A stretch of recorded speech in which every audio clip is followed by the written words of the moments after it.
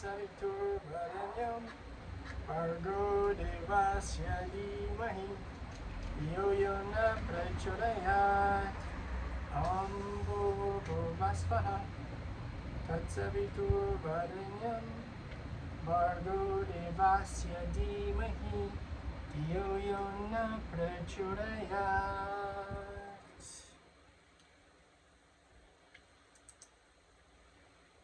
Hi everyone. Welcome to another episode of the show, and I haven't decided on a name for this yet, or the name of the channel, so if you've got any ideas, I'm happy, I'd love to hear them. I think it would be great. Your input is always welcome, as are your questions or suggestions for other videos or shows. I want this to be as interactive and help you. And so in order for me to be able to do that, I gotta know what you need and or won't. Let's keep it in the spiritual, personal development stuff though, hey? So, this episode is about a spiritual practice that I've found incredibly useful and helpful in raising my vibration. Now, this is a practice that comes from the tantric tradition. It's a bhakti yoga practice. Now, tantric yoga, when people in the West hear about tantric yoga, they think about sex and sex stuff. And it's more than that. Tantra is about bringing the divine masculine, the divine feminine together and awakening it within ourselves. And tantric sex is part of that. This practice isn't very sexy, I don't think. It's more, like I said, bhakti yoga, which is devotional. And that's why I'm doing it on my altar. So you can see a little bit of my altar here. In another video, I'm going to talk about an altar, how to make an altar, and why it's important. Basically, an altar is a centering point for your own energy, for bringing in the energy of the divine. And because I'm a very devotional person, because spirituality is a really big part of my life, I have an altar wherever I go. I always bring elements to create an altar, whether I'm traveling or wherever I go. And I'm staying for a longer period of time. I don't go to the beach and become an altar. The beach is already an altar. Anyway, okay, so the elements of an altar, just very quickly. The way that I've been trained is a very alchemaic way of constructing an altar. And so in that vein, I have correspondences or symbols of each of the elements. So over here, and in the south part of my altar, I have correspondences of fire. So I have the candle that I just lit. I have some agates. This one specifically is called a thunder egg, and if you cut it open, there'll be more crystals inside. It's a volcanic rock, that's fire. I have some amethyst, a little amethyst heart that I really like. Amethyst is a correspondence for fire. And I have some carnelian, which is another fiery volcanic rock. I also have the vessel that I do fire ceremony in. Now, interestingly, I didn't bring my traditional stuff that I got in India. And so when I came to Mexico and wanted to do fire ceremony, I saw this vessel. And there were other ones that were more decorative and pretty and stuff. But I like this one because of the earthiness of it. Um, and so I got it, and I thought I was just going to use it as a candle holder, but eventually I did do a couple fire ceremonies in it. And I wasn't sure if it was going to stay, like if it was meant, like if the material was could hold a fire. So I was very cautious about it and kind of concerned about it the entire time. Everything turned out fine. And so I went and talked to the guy that I bought it from, and he said that's actually the purpose. And this particular vessel, the shape of this vessel, was traditionally used by the Mayan people and older peoples to honor the divine feminine. And I actually was doing a fire to the goddess in this vessel, so it was a nice little confirmation.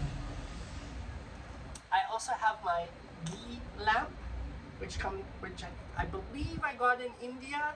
I might have got it in Little India in Vancouver, but it's called a ghee lamp because in this part you put ghee and then you have a wick. When you're going to do spiritual practices, such as something called arti, which I'm going to do in a little bit, because it's part of the bigger ceremony the ritual that I'll be doing. What you do is you light the wick that's hanging off the end there, and then using your right hand, you go clockwise around an object, that which you are awakening the divine within. Now, I really do believe that God is in everything and in everyone. It's just a matter of how awakened it is. And Bhakti Yoga is yoga that is meant to awaken the divine within. By honoring the divine in something or even someone else, it awakens within us. Everything and everyone is a mirror, and we can only be aware of the divine around us and within that thing to the level that the divine has awakened within us. And so, using the principle of the mirror, honoring the divine in whatever we're doing arti to, or this practice called a flower puja, flower ceremony. Let me get back to the altar. So, south is fire. Other traditions will have the elements placed in different directions. The way that I learned was from the Western mysteries, and so fire is in the south. Another correspondence for fire, or actually he's more than just a correspondence for fire, he's the regent of fire, is Archangel Michael. He's often in the south, and again, that depends on the tradition that you're from. And so use what works for you. I'll move into the west now, and the west is water in this tradition. And so I have correspondences or symbols of water. So I've got some shells and some coral, and the crystal that is most associated with the watery element is actually rose quartz because of its emotional nature and its connection to love. And the archangel, so Archangel Michael was in the south. Archangel Gabriel is in the west, and he's the regent of water. In the north direction of my altar, so I've got fire in the south, water in the west, earth in the north. And I've got correspondences for earth primarily in crystals. So black, darker crystals. I've got some kyanite here, I have some smoky quartz. I've got some, this is one of my favorite crystals. It was gifted to me right before I came to Mexico. It's an iron tiger's eye. Ooh, where are we going here? Iron tiger's eye carved into the shape of a bear. I just love it. I also have some chrysocolla, which is one of my favorite crystals. Chrysocolla, this is not a polished piece. I have other polished pieces. Now, this is only a small portion of my crystals. I actually had to leave them in Canada because they were heavy, and I'm hoping to get them here soon. Tiger's eye is another one, and some money. There's more iron tiger's eye. I have some other crystals here, and like I said, money, because money is an earthy thing. And so I've got some Canadian coins there. I've also got Lord Ganesha here, who is associated with the earth.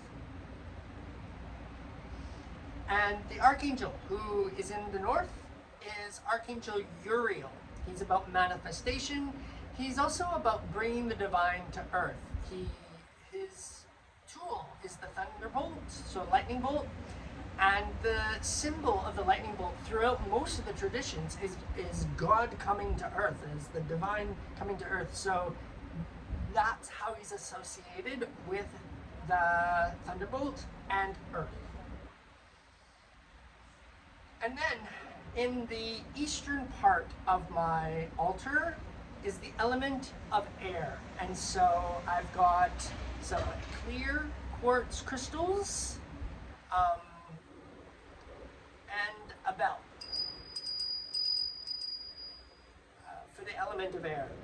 Now, this crystal is one of the crystals that I've had since I was probably about 6 years old. So I've had this for over 45 years, and it's a bit banged up, but because I've had it for so long, it goes on my altar. The other elements on the altar are, I have pictures of my spiritual teachers and those that inspire me and who I aspire to be like, especially spiritually. So I have Shakti Amma, who's one of my teachers in India. I have Yogi Raj Amajyoti there. I have Shakti Durga. I have Gayatri Kamadanu and Savitur Donvantre.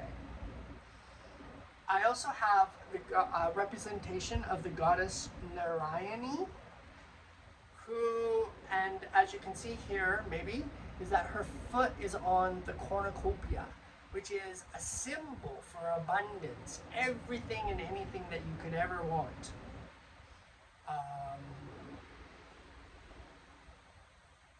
I will do another episode on the different gods and goddesses. Probably an episode per god or goddess, because there's so much to learn about them. And actually that's been requested, so keep watching. Suggest you subscribe so you can keep up to date. Today, so I don't know when you're watching this, but right now, here, this present moment, it's Monday. And Monday is a good day to honor Ganesha, or Ganapati. And this is a statue of Ganesha or Ganapati. And so you can see there, he's got an elephant's head and a human's body, and he has some tools that he holds in his hands, and his trunk is actually on a bit of candy, a sweet. I can't remember the name of the sweet. And everything is symbolic and significant. Nothing is wasted in these in terms of being just frivolous. Even if it was frivolous, the frivolousity, I'm not sure if that's a word, would be part of the beauty of the divine. And beauty is one of the highest divine attributes, as it's about balance and harmony and, yeah. So, Lord Ganesha, the ceremony that we're going to do today, the ritual, the puja that we're going to do today, the flower puja, is going to be to Lord Ganesha, or Ganapati. Now, he is different from a lot of the gods and goddesses in that he has an elephant's head. And there's a story behind that. So we're going to have a bit of story time now to explain the significance of the elephant's head and Lord Ganapati or Ganesha. So in the Hindu tradition, they actually believe there's only one God. So, and I do too, I believe that there's one God with many different faces, with many different ways of expressing itself in the world. And I believe that that is so that we can learn about it and get to know it. We can understand it and relate to it and then become one with it and explore it. And I believe that's actually the purpose of everybody's life on the earth. Well, most people's life on earth. The reason why the soul has incarnated is to come into unity, to understand and to remember that the divine is in us, that we are part of the divine, and to awaken that.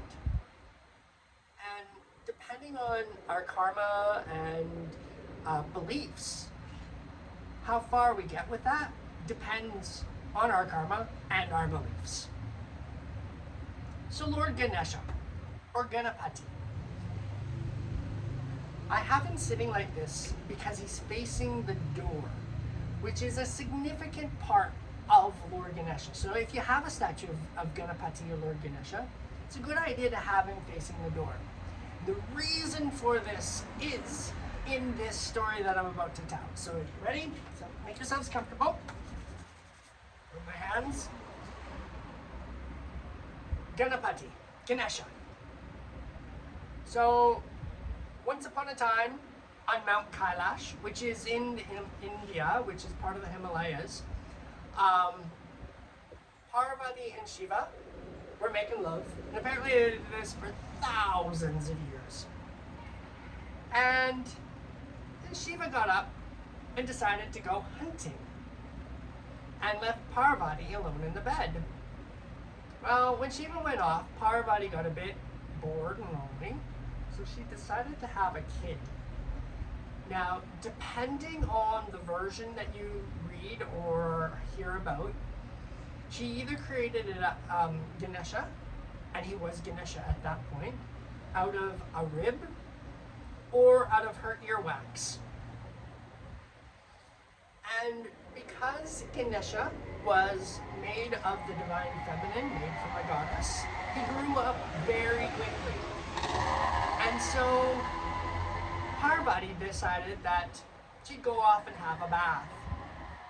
And she gave Ganesha the instruction to stand guard at the door and not to let anybody in. And Ganesha went, okay. And right about that time, Shiva decided to come home. And Shiva didn't know that Ganesha was his son. Ganesha didn't know Shiva was his dad. Shiva thought, who's this strange man blocking my doorway? Ganesha thought, Mom said don't let anybody in. And so they got into a fight. Now, Shiva had his army with him that was known as the Gunas. The Gunas. Gunas. And so Shiva, like a general, sent his army in first to defeat Ganesha. Well, because Ganesha was of the feminine, born and a god himself, he defeated Shiva's army, the Gunas, and became known as Ganapati, which means general of the Gunas. So Ganapati. So that's why Ganesha and Ganapati are interchangeable, because they're actually the same person, the same version of the divine.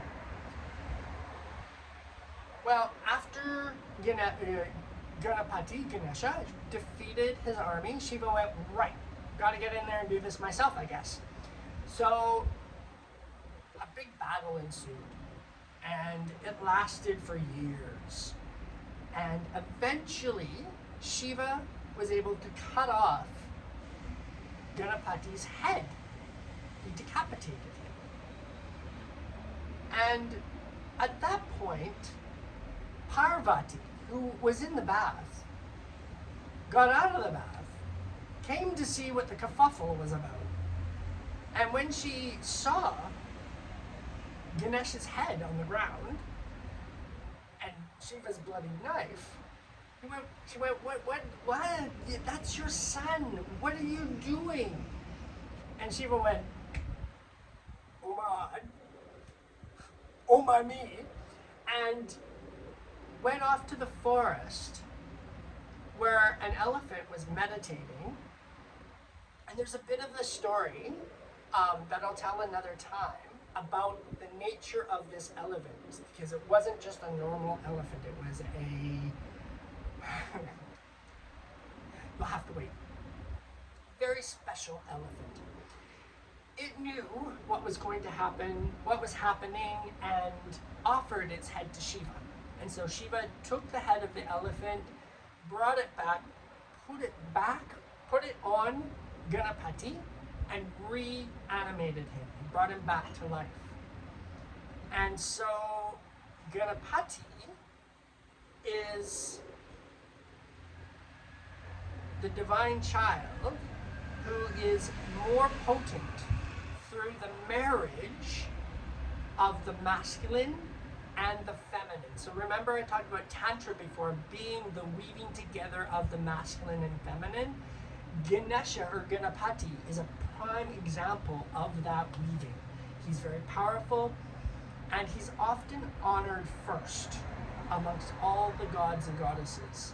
So when I facilitate meditations, we often chant or sing to Ganesha or Ganapati first. Now remember the story about how Parvati asked him to guard the door and he was very effective at it? That's why we always have him facing towards our doors, because he's very good at guarding the door. Now, there's more symbology in the story, and there's levels of truth. And in Hinduism, whenever there is the chopping off of the head, or the lopping off of the head, or a decapitated head, it is symbolic for the changing of the consciousness.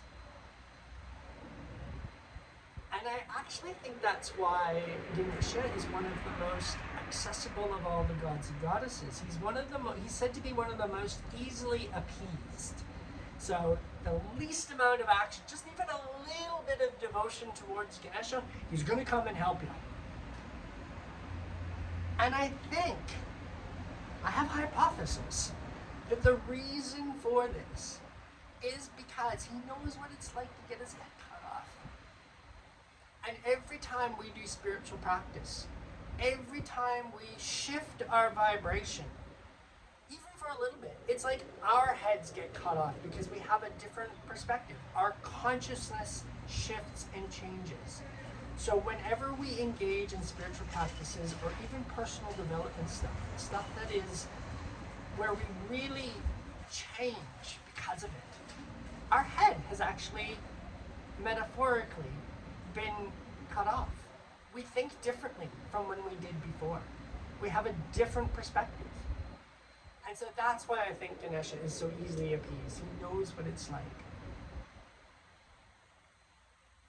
So if you have any questions about that, if you've heard any other stories, put them in the comments below. I'd love to hear them. I love to hear stories about the gods and goddesses. I find it fascinating because there's always levels of truth. I've really begun to not take things at surface value, but delve into and meditate on the truth behind whatever is being shown. Because I think that whatever we experience, whatever books we read, there is a level of truth to it. And so I really encourage you to, if you want to, meditate on it, delve deeper into it, ask questions, and seek the answers. So the puja that we're going to do today, because it's Monday right now, for me, is going to be a flower puja to Lord Ganesha or Ganapati. So we're going to use a chant, Om Gam Ganapataye Namaha. Om Gam Ganapataye Namaha. So Om is the sound of creation. Gam is a seed sound for Ganesha. So it's like kind of like the Cole's notes, really getting to the core of Ganesha. And Ganapataye, he who defeats the Ganas, general of the Ganas.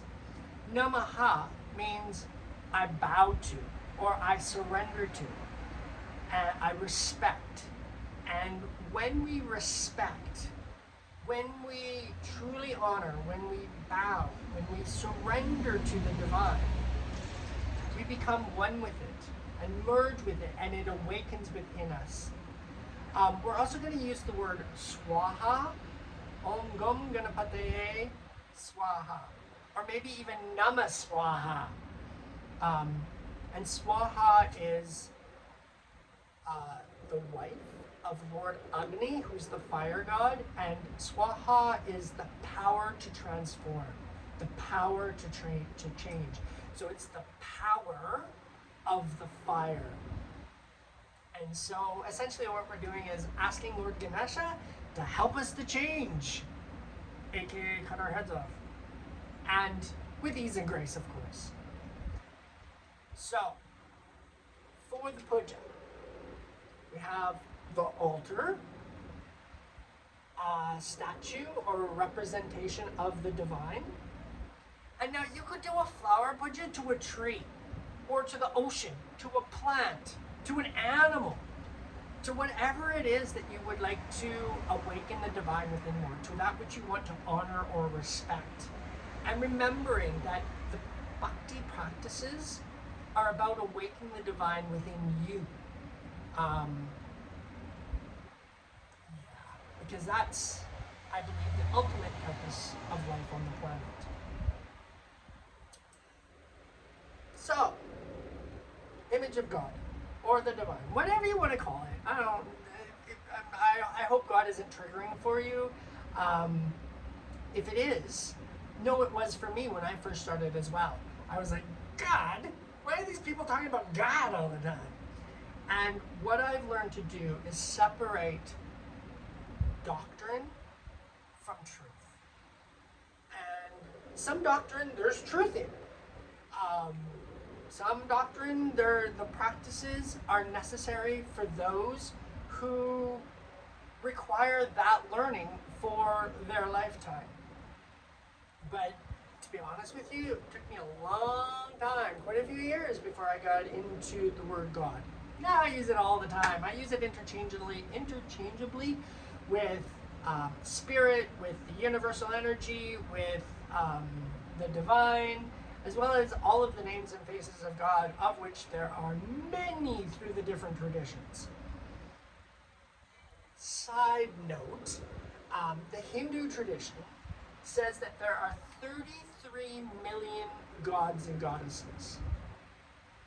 And like I said, the ultimate truth is that there is in fact only one, of which those 33 million are all different facets or different names or faces, different personalities of God. And remember I said before that the reason that the divine has done that is so that we can get to understand it, that we can get to connect with it, learn about it, learn and remember that we are in fact divine ourselves and come into more unity. Powerful practice for doing that is chanting. Now,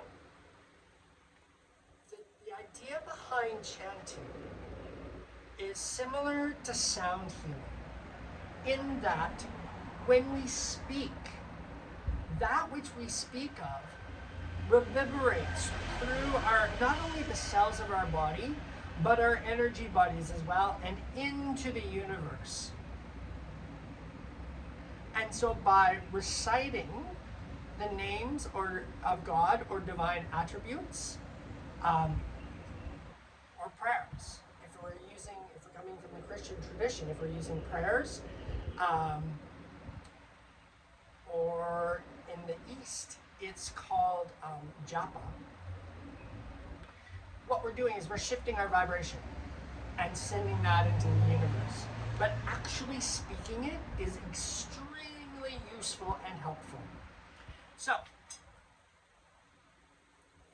in the West, one of the faiths, primarily the Catholic faith, uses rosary beads. In the East, they use mala beads. Now, interesting little fact, a rosary has 54 beads, a mala has 108. So 54 is half of 108. Ooh, interesting, hey? Now, there is an esoteric reason why there's 108 beads on a mala. And that is because in Eastern astrology, I almost blanked on the name, Eastern astrology, there are 12 houses. Similar to how in Western astrology there are 12 houses, 12 signs, there's a similar number or the same number, in Eastern astrology. Now, I don't know if this is necessarily the case in Western astrology. If you're an astrologer, please let me know. But in the Eastern astrology, there are 9 levels in each house. So there are 12 houses, 9 levels. 12 times 9 is 108. That's why there are 108 beads on a mala, so that when you do your japa or you repeat the names of the divine, you're saying it into each house, each level of each house, being very thorough. I'm going to talk more about malas in another episode, and why they're important and how to use them. But for this ceremony, I'm just going to say I'm going to use my mala. We're going to do Om Gom Ganapataye Nama Swaha 108 times. And then on the Swaha, we're going to take some rose petals, see them in there, and throw them at the feet of Lord Ganesha, representing our love or our devotion. And take it till you make it. Just give it a go. If you're just trying it out, just see how it is, I encourage you to do that. Just experiment with this and see how it feels for you. See if it fits. If it works, great. If it doesn't work, maybe give it a couple more goes and then give it up. But try it. I really encourage you to try it. See if it fits. Now, the other thing I have here is some incense. And my favorite incense to use is Nag Champa. Just have used it for a really long time. They use it a lot at Satya Sai Baba, who was another teacher in India, at his ashram. And the purpose or the reason behind incense is similar to smudging in the shamanic traditions. It's about purification and keeping the baddies away. So, what we're going to do is we're going to start off with an invocation or an acknowledgement of the divine. Now, the divine is already there always. But because, and so are those who love us unconditionally. The ascended masters, the archangels, the angels of unconditional love and above are around us all the time. And it's up to us to acknowledge them and call them in and invite them and ask them for help. Because they're not codependent. They're not going to jump in and rescue us unless we ask for their help. Unless we're empowered and interdependent in our relationship with them and ask for their help, they're going to stand back and go, ask for help, ask for help. That might even be rescuing them. They're just going to wait for us to ask. And then they'll be there in a second. Because they love us and want us to ask and want to help us. So we're going to call in these great beings, ask for their guidance, help, and assistance. And then we're going to do a bit of arti as well. And we're going to use the incense or the fire. I'm going to leave it up to my guidance in the moment. Some flexibility with this. And then we're going to do a mala of Gum Ganapataye Namah Swaha, and on the Swaha, throw some rose petals at the feet of Lord Ganesha. And at the end, we get this beautiful pile of rose petals that represents our love and devotion for the divine. And it awakens, like I said, not only the divine within that object, but within us as well. So I've done this with these pictures, the statue of Narayani, the statue of Ganapati. Many of the objects have been used in sacred ceremonies, so they begin to hold that energy. And so if you can perceive energy, if you can see it, hear it, feel it, know it, smell it, then you might be able to perceive the energy that's already awakened within some of the objects on the altar. Because that's the objective. Bring in more God. And when that happens, we get to anchor heaven on earth and we get to have more of the good stuff. Really, that's the objective. Have more good stuff. Right. So let's get into it, shall we? So, assuming the position, which really means make yourself comfortable. And a good idea to have your spine as straight as comfortable, because there's energetic reasons behind that I'll get into another day. But having your spine as straight as comfortable and feet flat on the floor, and ideally your palms facing upwards. Now if it's not comfortable for you to do it, don't do it. Because like I said, this is ease and grace here.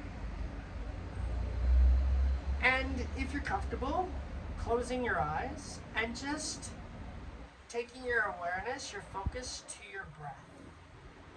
And deep breaths. Breathing all the way in and all the way out. Slow, deep breaths. Slowing the body down, shifting gears into the parasympathetic nervous system, which puts us into a state of relaxation and healing. And now, making the out breath longer than the in breath.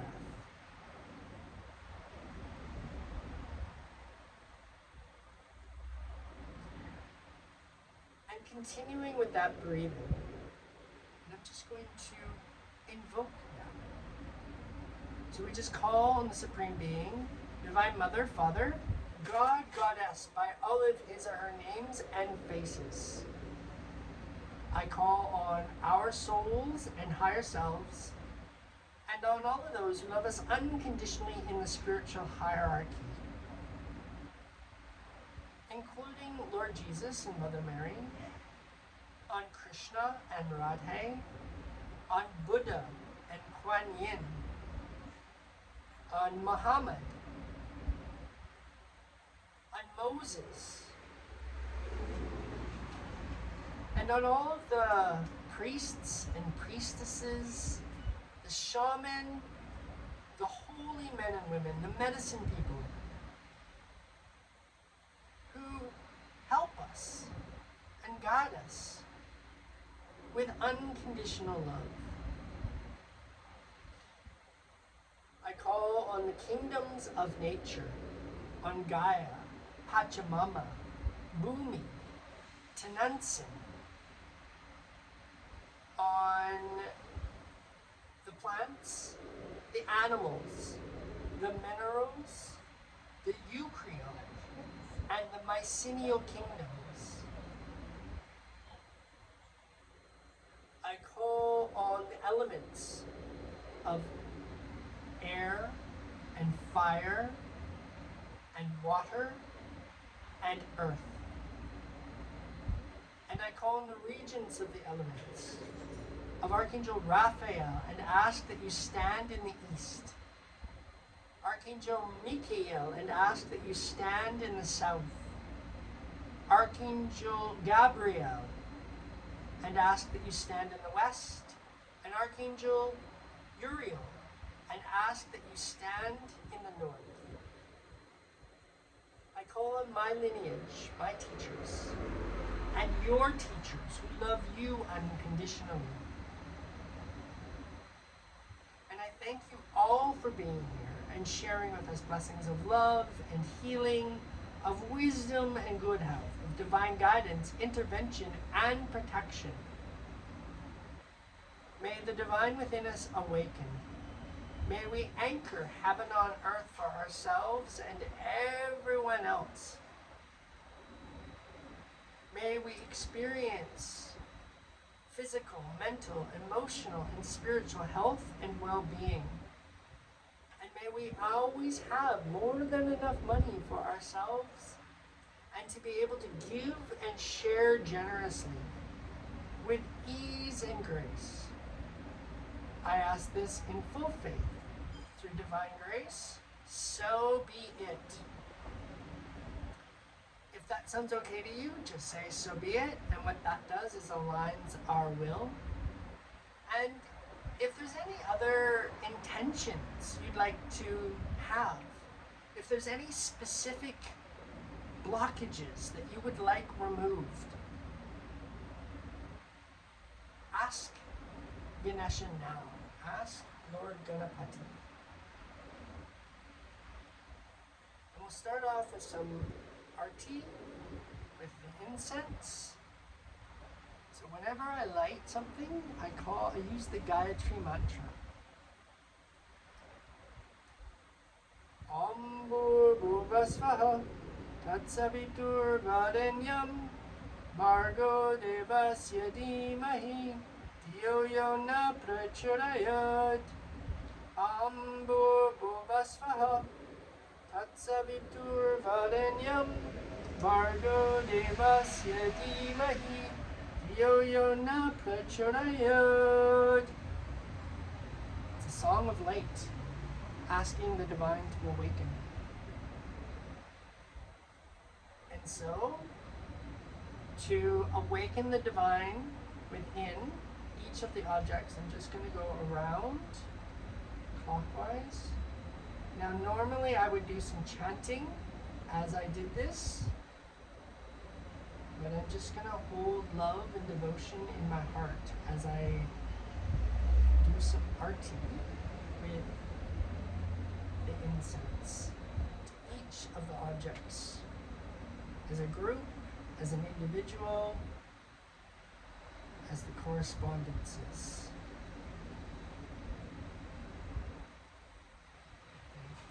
Plants, holding beauty to be divine representatives all around, that the divine awaken within my altar more.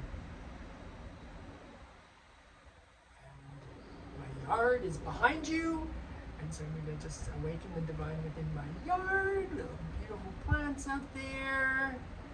And then my dog, which is sitting on the floor down here. And one of my cats. Oh, he's not there anymore. To my cats, I'm just going to intend that I'm doing it to my cats, that the divine awaken within them as well.